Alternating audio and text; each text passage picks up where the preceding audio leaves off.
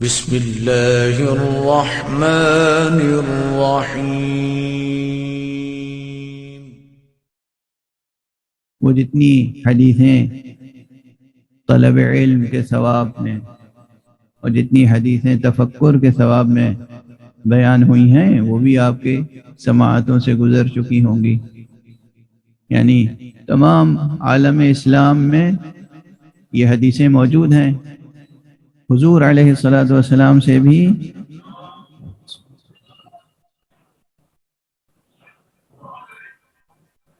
اور ائمہ اطہار علیہ الصلاۃ والسلام سے بھی کہ کسی عالم کی صحبت میں 1 ساعت رہنا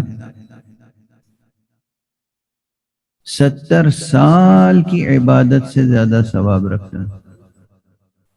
آپ اندازہ کیجئے 1 ساعت اور 70 سال، یہ مضمون حدیث نبوی ہے صلی اللہ علیہ وآلہ وسلم۔ تو اور اس سے زیادہ متعدد عبارتوں میں مختلف مضامین ہیں،